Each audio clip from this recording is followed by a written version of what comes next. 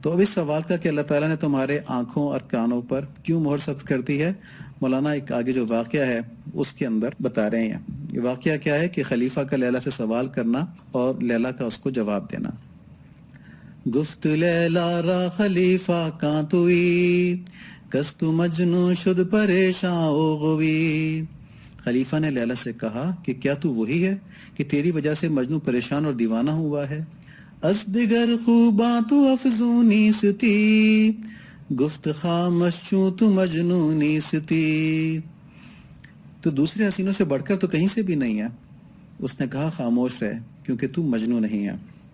دیدائے مجنو اگر بودے ترا، ہر دو عالم بے خطر بودے ترا۔ اگر تیرے پاس مجنو کی آنکھ ہوتی تو تیرے لیے دونوں جہاں بے قدر ہو جاتے۔ باخودی تو لیک مجنو بے خودست، در طریق عشق بیداری بدست۔ تو ہوش میں ہے، اپنی خودی کے ساتھ ہے، لیکن مجنو بے ہوش ہے، اور عشق کی راہ میں بیداری جو ہے یہ بری ہے، یعنی عشق کی راہ میں خود آگہی جو ہے یہ بری ہے، عشق فنا چاہتا ہے۔ تو خلاصہ یہ ہوا یہاں پہ ایک اشعار کا کہ خلیفہ نے لیلا کو دیکھ کر کہا کہ مجھے تو تیرے حسن میں کوئی خاص بات نظر نہیں آتی، تو یہ مجنون کیوں تیری وجہ سے دیوانہ بنا پھر رہا ہے؟ تو لیلا نے کہا تیرا یہ تبصرہ جو ہے یہ اس کی کوئی ضرورت نہیں، بڑا فضول ہے تیرا تبصرہ۔ وجہ اس کی یہ ہے کہ تیرے پاس مجنو والی آنکھ نہیں ہے کہ تو میرے حسن کا ادراک کر سکے، اور اگر تو مجنو کی آنکھ سے مجھے دیکھتا تو دونوں جہانوں میں میرے سوا تجھے کچھ بھی حسین نہ لگتا۔ اور مجنو کی آنکھ میں اور تیری آنکھ میں فرق یہ ہے کہ مجنو میرے حسن میں ایسا مدہوش ہے کہ اسے میرے سوا کچھ نظر نہیں آتا، وہ میرے حسن میں فنا ہو چکا ہے، اور تیری جو نظر ہے وہ دیگر حسیناؤں پر بھی ہے۔ تو خوب جان لے کہ راہ عشق میں مکمل یکسوئی چاہیے، ورنہ تو محبوب کو کبھی نہیں پا سکے گا، محبوب کا ادراک بھی نہیں کر پائے گا۔ تو اس تمثیل میں لیلا سے مراد اللہ تعالیٰ کا عشق ہے، مجنو سے مراد اللہ تعالیٰ کا عاشق ہے یعنی اولیاء کرام، اور خلیفہ سے مراد یہاں پہ دنیا دار لوگ ہیں۔ تو دنیا دار لوگ جب اہل اللہ کو محض اللہ کی رضا کے لیے دنیا سے بے رغبتی کرتا ہوا دیکھتے ہیں تو بڑے حیران ہوتے ہیں کہ بھئی یہ نام لے کے اللہ تعالیٰ کے جی ہم تو اللہ تعالیٰ کے سوا کسی کو نہیں دیکھتے، ہمیں کوئی اور نہیں چاہیے، ان کے عشق کا نام لے کر یہ کیسی حسین دنیا کو کمانے سے غفلت برت رہے ہیں۔ جیسے کہتے ہیں کہ بھائی دین اور دنیا دونوں چلاتے ہیں، ایک طرف کا ہو کر زندگی نہیں بسر ہوتی ہے، دونوں کام چلایا کرو۔ تو کہنے کو تو جملہ بڑا اچھا لگتا ہے نا، لیکن حقیقت کیا ہوتی ہے؟ دنیا دار آدمی جب یہ بات کہتا ہے تو اس کا مطلب یہ ہوتا ہے کہ جائز ہو یا ناجائز ہو، جتنی بھی دنیا مل سکے اس کو نہ چھوڑیں، اس کو جمع کر لیں، اس کو کھینچ لیں اپنی طرف نہ، اور اس میں اگر گناہ بھی سرزد ہو جائیں تو دینداری بس اتنی ہے کہ اس گناہ سے وقتی معافی مانگ لیں اور کچھ صدقہ خیرات وغیرہ کر دیا کریں، لیکن جو دنیا آتی ہے اس کو جانے مت دیں۔ میرے والد صاحب کے ایک دوست تھے، وہ اللہ معاف فرمائے تھوڑا بہت یہ رشوت وغیرہ لینے میں ملوث تھے، تو صدقہ خیرات خوب کرتے تھے، ان کے گھر سے بڑے لوگوں کے کھانے جاتے تھے اور بڑے لوگ ان کے پاس سے آ کے پیسے لے کے جاتے تھے، لیکن بہت واضح رہے یہ سارا صدقہ خیرات جو ہے چاہے کوئی بھی کرتا ہو یہ قبول نہیں ہے، کیونکہ یہ حلال سے قبول ہے، حرام سے قبول نہیں ہے۔ کمائی بھی حلال کی ہو اور خرچ بھی جائز جگہ پر ہو تب بچت ہے۔ تو اس کی کیفیت کیا ہوتی ہے کہ آپ کماتے بھی جائیں حرام، کھاتے بھی جائیں حرام، دیکھتے بھی جائیں حرام، سنتے بھی جائیں حرام، اور ساتھ میں کچھ صدقہ خیرات کر لیا، کوئی تھوڑی بہت معافی مانگ لی، تھوڑی بہت نفل پڑھ لی ہے، اور دل میں ارادہ کیا ہوا کہ یہ کام تو میں نہیں چھوڑ سکتا نا، تو اس میں تو ایسی حالت ہے کہ شب کو میں خوب سی پی، صبح کو توبہ کر لی، رند کے رند رہے، ہاتھ سے جنت نہ گئی۔ تو مختصر یہ کہ دنیا ان کی ایسی محبوبہ ہے جس کا وہ کچھ بھی حصہ چھوڑنے کو تیار نہیں ہے۔ تو ایسی کیفیت میں جب وہ عاشق مولا کو دیکھتے ہیں تو بڑے حیران ہوتے ہیں کہ رہتا کہاں ہے، باتیں کہاں کی کر رہا ہے۔ یہ ایک باریک پہلو یہ بھی ہے کہ دنیا دار بھی اپنی محبت میں یکسو ہوتا ہے، وہ کیونکہ ہر معاملے میں اپنی دنیا کی جو اس کی دنیا کو جو کمانا ہے، دنیا کی جو زیادتی ہے، دنیا کی جو ترقی ہے اس کو دیکھتا ہے وہ، لیکن اپنی اس یکسوئی کو وہ فطری سمجھتا ہے، اس کو کانشیسنس نہیں ہوتی کہ میں بھی کسی محبوب کا عاشق ہوں، اس کو فطری سمجھتا ہے، کیونکہ اس نے اس دنیا کے عشق سے زیادہ حسین عشق مولا کی طرف توجہ ہی نہیں کی ہوتی، تو اس کو ادراک ہی کبھی نہیں ہوتا کہ میں ادنا کے پیچھے ہوں، میں اعلیٰ کے پیچھے نہیں ہوں۔ وہ لینڈ کروزر کا مقابلہ اللہ تعالیٰ کی محبت سے کر ہی نہیں سکتا۔ وہ میں کیا کہوں، مطلب وہ بڑی سے بڑی چیز، کسی مکان کا، کسی کوٹھی کا، کسی اچھے کپڑے کا، کسی اچھی غذا کا مقابلہ اللہ تعالیٰ کی محبت سے کر ہی نہیں سکتا۔ چنانچہ اہل اللہ کی یکسوئی پہ بڑی حیرت کرتا ہے کہ دنیا جیسی محبوبہ کو چھوڑ کر ان کا دھیان کدھر ہے، جو نظر ہی نہیں آ رہا ہے اس کی طرف توجہ کس طرح کر رہے ہیں یہ؟ مطلب ان کی سمجھ میں نہیں آتا کہ جو غیب کا عشق ہے یہ کیا چیز ہوتی ہے، بغیر دیکھے ہوئے جو عشق ہے یہ کیا چیز ہوتی ہے۔ حالانکہ اس کی ایک مثال ہے، ہمارے پاس ایسے لوگ ہیں آس پاس، کبھی کبھی ہم سب کو نظر آتے ہیں، ملتے ہیں، جیسے جو امریکہ جانے کے بہت شوقین ہوتے ہیں، تو وہ دیکھا نہیں ہوتا، انہوں نے صرف سنا ہوتا ہے اس کے بارے میں، تو وہ بھی ایک طرح کا غیب کا عشق ہے نا۔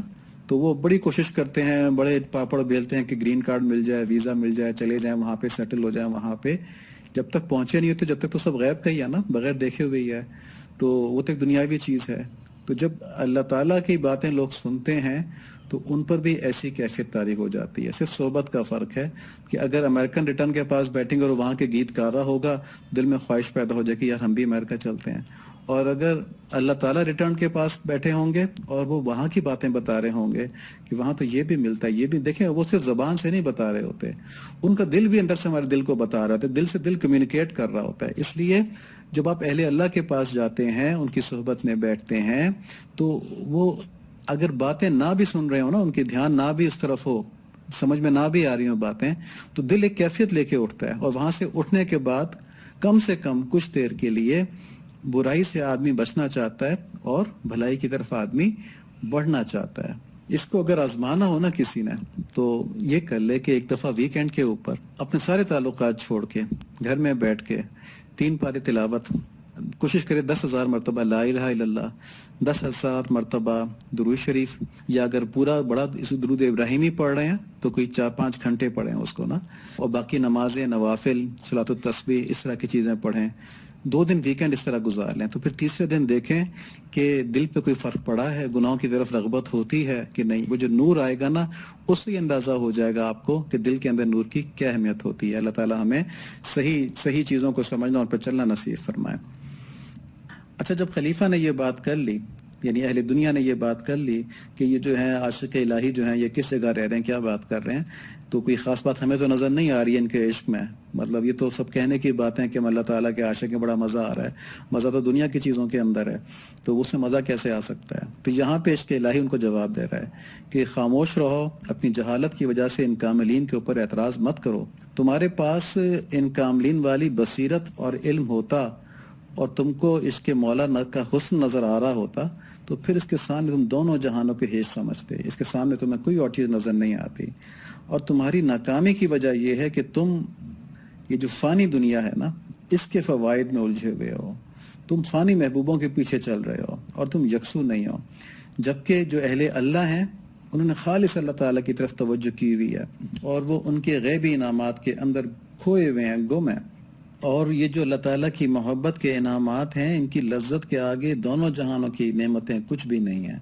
ایک بہت بڑے بزرگ جیسے حضرت علی حجویری صاحب رحمۃ اللہ علیہ، غالباً یعنی کا قول ہے، مجھے صحیح طرح نہیں ہے تو اللہ تعالیٰ کمی بیشی کو معاف فرمائے، لیکن کسی بڑے بزرگ کا قول ہے کہ اگر ان بادشاہوں کو معلوم ہو جائے کہ ہمارے دل میں اللہ تعالیٰ نے کیا دولت دی ہوئی ہے، تو یہ اس کو چھیننے کے لیے اپنی تلواریں لے کر ہم پر چڑھ دوڑیں۔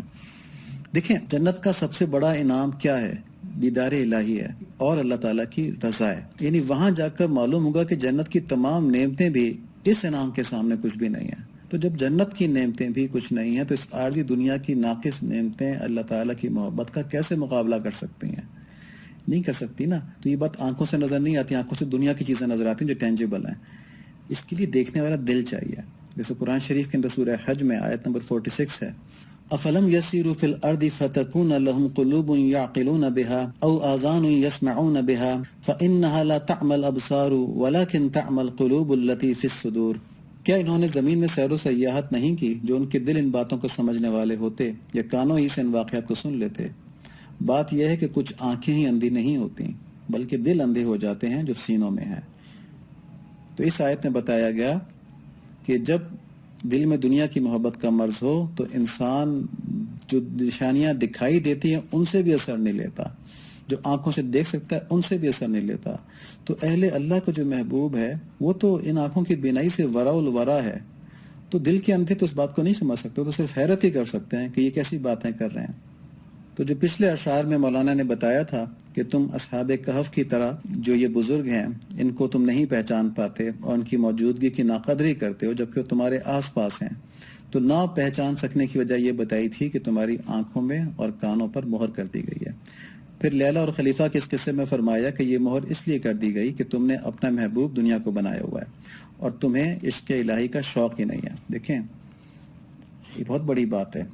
قرآن شریف میں ہے یا ایھا الذین آمنوا اتقوا اللہ وکونوا مع الصادقین، سورہ توبہ کی آیت نمبر 119 ہے کہ اے ایمان والو، اے وہ لوگ جو ایمان لائے ہو، اللہ تعالیٰ سے ڈرو، تقوی اختیار کرو اور صادقین سچوں کے ساتھ ہو جاؤ. صادقین کون ہے؟ جن کا اندر باہر ظاہر باطن ایک جیسا ہے، جو سچے ہیں اپنے قول کے اندر، وہ اندر سے بھی اسی طرح کے جس طرح سے باہر کے ہیں. تو تقوی حاصل کرنے کے لیے صادقین کے ساتھ رہنے کا حکم دیا گیا. اور کیا یہ حکم وقتی تھا کہ صرف صحابہ کرام کو دیا گیا تھا؟ نہیں، یہ حکم دائمی ہے، ہمیشہ کے لیے ہے، قیامت تک کے لیے ہے. تو چنانچہ اس حکم پر عمل، کیونکہ قرآن شریف کا حکم ہے ہمیشہ کے لیے ہے، تو اس پر ہمیشہ عمل کرنا لازم ہوگا.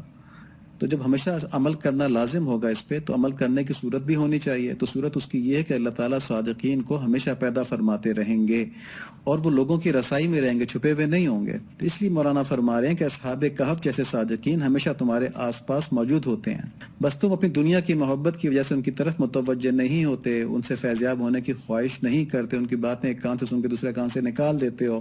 بہت کرتے ہو تو ان سے عقیدت رکھتے ہو، کبھی کوئی مسئلہ آ جائے جا کے ان سے دعا کروا لیتے ہو کہ جی وہ مسئلہ ہو گیا، آپ نیک آدمی، آپ دعا کر دینا. بس اتنا کام تمہارا، وہ بھی دنیا کے لیے.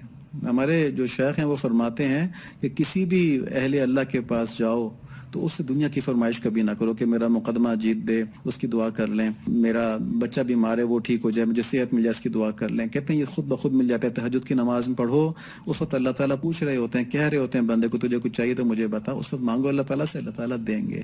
ان کے پاس جاؤ تو صرف اللہ تعالیٰ کی محبت حاصل کرنے کی نیت سے جاؤ، کیونکہ جو تھوڑا سا ٹائم تم نے نکالا ہے کم سے کم یہ تو خالص اللہ تعالیٰ کے لیے کر لو. اور اگر ان کے پاس جا کے دنیا کی چیزوں کی دعا کرواؤ گے تو کام تمہارا انشاءاللہ ہو جائے گا.